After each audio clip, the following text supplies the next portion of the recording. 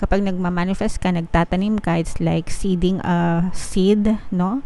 Kumbaga itatanim mo yung buto, tapos gradual yung paglago niya. Hindi mo makikita yung pagtubo ng ugat sa ilalim.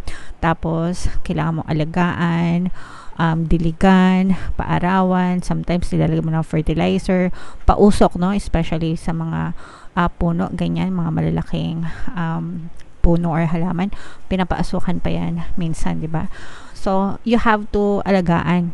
Pero surely, slowly, but surely, magbubunga at magbubunga din yung effort sa buhay, or magbubunga at magbubunga din yung mga itinanim nyo.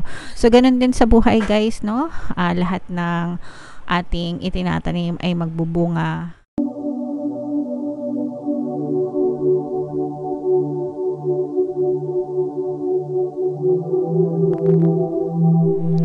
Hello guys, hello Libra, welcome back to Pinoy Pixie Tarot. Ang pamagat ng ating episode for tonight is Oracle Reading, Oracle of the Month. Ito yung ating Oracle Reading for Libra para ngayong September.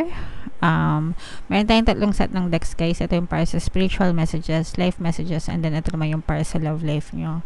So, combination ng positive and negative, general reading lang, guys. Kung ano yung message na mag-resonate sa inyo, take that message. So, unahin natin yung sa spiritual, mga kapiksi. Anong mensahe para sa Libra, guys? Wow, sobrang joyful nung image, guys. Nararamdaman nyo ba yung pagiging joyful, no? So, parang I'm sensing na this is some kind of competition, race, no, towards success, race towards victory, mga kapiksi. Pero tingnan natin, guys, kung ano yung ibig sabihin nitong image ng card na to sa ating I Ching deck. Habang hinahanap ko yung ibig sabihin nito, mga kapiksi, no, inform ko kayo na kung gusto nyo matuto mag-manifest, guys, pwede kayo mag-join sa ating exclusive membership program. I-click nyo lang yung join button sa video na to, o kaya dyan sa ating homepage magkakaroon kayo ng access sa mga exclusive videos about manifestation. So, ang ibig sabihin nito, guys, ay gradual development or improvement, mga kapiksi. Gradual progress. Kumbaga, parang unti-unti kayong natututo, unti-unti kayong umaangat, no? Nag-acquire kayo ng mga bagong skills, kaalaman. Ganoon naman talaga sa buhay, di ba? Let's say, for example, ito yung goal nyo, no? May mga stages ng buhay na pagdadaanan kayo, di ba? May mga matututunan kayo. Sometimes, nandun na kayo sa halfway, tapos biglang pwede kayong tumambling pababa, ganyan. Di ba? Or may mga makikilala kayo, mamimit kayo, tapos may mga challenges, ganyan, bago nyo marating yung rurok ng tagumpay, mga kapiksi. Okay? So, just as a tree grows slowly and surely in the air, so too in human life, a development is gradually fulfilled step by step to bring about lasting results. So, yeah. Kagaya din ng manifestation, di ba? I always compare it sa paghahalaman, mga kapiksi, no? And ganun din sa buhay.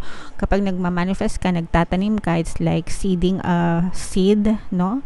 Kumbaga itatanim mo yung buto, tapos gradual yung paglago niya. Hindi mo makikita yung pagtubo ng ugat sa ilalim. Tapos kailangan mong alagaan, diligan, paarawan, sometimes nilalagay mo ng fertilizer, pausok, no? Especially sa mga puno, ganyan, mga malalaking puno or halaman, pinapaasukan pa yan minsan, di ba? So, you have to alagaan. Pero surely, slowly, but surely, magbubunga at magbubunga din yung effort sa buhay, or magbubunga at magbubunga din yung mga itinanim nyo. So, ganun din sa buhay, guys, no? Lahat ng ating itinatanim ay magbubunga. Lahat tayo magkakaroon ng progress. Slowly but surely, especially kung gusto talaga nating mag-succeed sa buhay. Ang importante is nagkakaroon tayo ng progress day by day, day by day, day by day, hanggang sa marating natin yung tuktok ng tagumpay. Sometimes kasi may ibang tao na nagmamadali, na masyadong atat, ayaw maghirap, gusto pa easy lang, kaya maraming nai-scam eh. Sorry mga kapiksi, hindi sa gusto ko kayong pagtawanan or Yun kasi yung reason kung bakit ang dami na i-scam, kasi ang pambenta ng mga scammer is madaling kumita ng pera dito, madaling yumaman dito. Maglagay ka lang ng pera dito, tutubo yung pera mo, lalago, kinabukasan mayaman ka na. Ganun yung mga pitch ng mga scammers, no? Pero sa totoong buhay, it doesn't work that way. Sa totoong buhay, kailangan mo mag-effort, magsipag, magtiyaga, slowly but surely, hanggang sa marating mo yung tagumpay, mga kapiksi. So, reminder lang, no, do sa mga kapiksi natin na talagang gustong umunlad at umasenso. Boring ang pagiging successful because kailangan mo talaga ng dedikasyon dyan at effort hanggang sa makita kayo ng resulta. Sometimes mas madali pag wala kayong resistance, kung talaga sobrang sipag nyo. Sometimes mas mahirap kapag mas madami kayong resistance, pero hindi siya imposible, okay? Hindi siya imposible. You can definitely do and have anything that you want in your reality. Mas maganda yung ganon, 'di ba? Hard work, effort para mag-succeed, kaysa naman dun sa pa-easy money pero scam pala. So mag-ingat, parang reminder na rin sa inyo guys na mag-ingat, kasi until now marami pa rin ako nababasa na mga nai-scam. So mag-ingat kayo, mga kapiksi. Alright? Okay, so comment down below guys if naintindihan nyo yung message na yan. Yung next message natin is para sa life messages naman, mga kapiksi, no? Tingnan natin yung mensahe sa inyo. Habang sinashuffle ko to, panoorin nyo muna tong ating video regarding sa ating paano mag-manifest ng abundance video course. Kapiksi, sawa ka na ba sa mga struggles at hirap sa buhay mo? Masipag ka ba at masikap sa buhay ngunit hindi ka pa rin umaasenso? Ilang beses ka na bang nag-attempt magnegosyo at mag-invest pero palagi ka pa rin nalulugi? Sa pagkakataon na ito ay maaaring may subconscious beliefs ka na nagiging balakid sa iyong pag-unlad at pagyaman. Introducing, paano mag-manifest ng abundance video course. Dito ay matututunan mong ma-overcome ang mga balakid mo para tuluyan ka ng umunlad, umasenso, sumagana, maging matagumpay, successful at maswerte sa iyong kabuhayan, pera, trabaho, negosyo, salapi at kaperahan ng bonggang-bongga. Dali, mag-send na ng email sa pinoypixitarot@gmail.com at simulan na ang iyong pagyaman ngayon. Alright, so mag-avail ka na ng course, kapiksi, no? Sobrang ganda talaga yan and marami kang matututunan kapag nag-avail kayo. Talagang uunlad at asenso yung buhay nyo kapag in-apply nyo sa buhay nyo yung mga matutunan nyo. May mga freebies and discounts din tayo, so mag-send na kayo ng email, mga kapiksi. So, for some of you guys, no, we have anxiety and cornucopia in reverse. Ito, maganda ibig sabihin nito, guys, kasi unang-una, nakuha natin yung anxiety in reverse position. Ibig sabihin nito, kung may mga bagay na nagpapabalisa sa'yo, nagpapastress, nagpapadepress, yung iba maaaring depress kayo, no? Malapit na tong matapos kasi nakabaliktad na yung energy. Kapag ka ganito, ibig sabihin, fresh, no? Talagang nandun kayo sa kasagsagan ng depression, balisa, hindi mapakali dahil sa dami ng problema, but nakuha natin ng ganito. So ibig sabihin, paunti-unti na siyang nawawala, paunti-unti na siyang magiging okay yung inyong pakiramdam, mga kapiksi. Okay? Sa mga blessings, yung mga blessings nandyan lang sa paligid nyo pero hindi siya pumapasok sa inyo, guys, because you have a block somewhere. Okay? So, kung may mga negative emotions kayo, pero pag ito'y natapos na, mga kapiksi, kasi pwedeng ito rin yung mga sanhi kung bakit hindi pumapasok yung mga blessings sa inyo dahil sa mga stress nyo, sa mga worries nyo, mga negative emotions kasi yun, guys, no?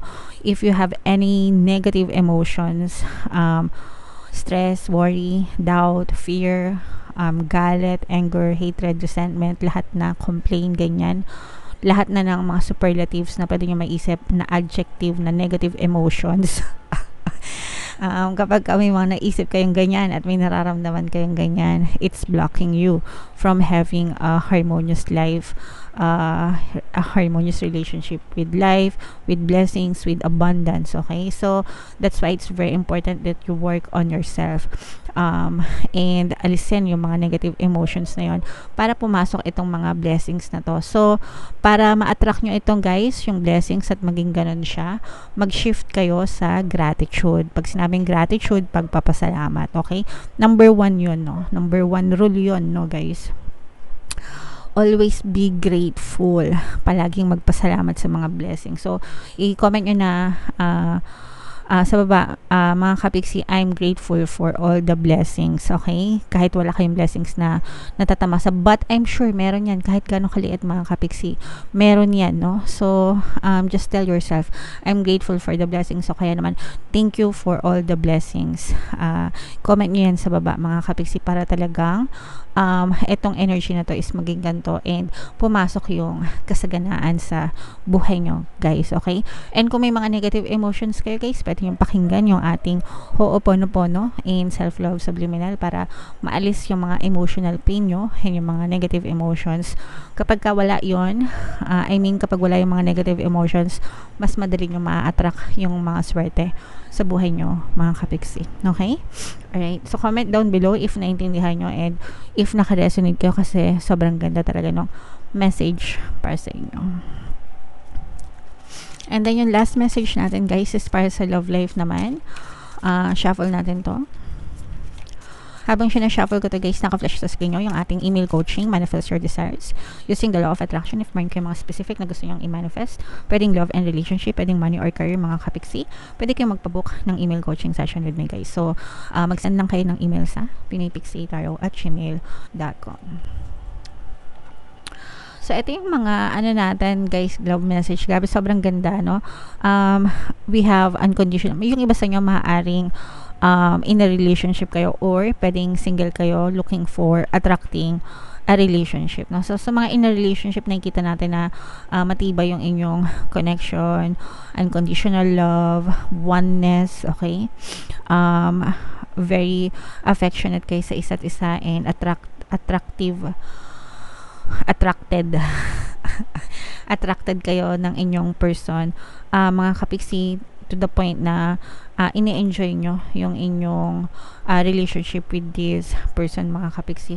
For some of you naman na mga single, ganyan, you enjoy being yourself, self-love, ganyan, self-concept nyo, and yung iba sa inyo parang nag-enjoy lang kayo, party, labas-labas, ganyan, going out with friends. Pero the more na ginagawa nyo yun, hindi naman sa the more na palaging lumalabas, but the more na you enjoy being yourself, you enjoy loving yourself, you become attractive yourself, mga kapiksi, and na-attract mo din yung mga love, yung mga tao sa paligid mo, guys, okay? So, for some of you, single, maaaring maka-attract kayo, guys, no, ng mga bagong love connection. Yee! Meron tayong subliminal, guys, attract love and relationship. For singles, no? So, pwede nyo pakinggan yun kung gusto nyo talagang maka-attract. But, if you enjoy being alone, being yourself, that's fine. Walang masama, mga kapiksi. Alright? Okay, so comment down below kung saang message kayo naka-resonate, mga kapiksi, dito ba sa spiritual, dito ba sa life, or dito ba sa love life. And, ito yung ating full moon reading, guys. Kung hindi nyo pa napapanood, panoorin nyo na. And ito naman yung ating success stories ng paano mag-manifest ng abundance video course. Thank you for liking, sharing, and subscribing, mga kapiksi, and see you again next time. I love you all, guys. Have a nice day. Bye-bye.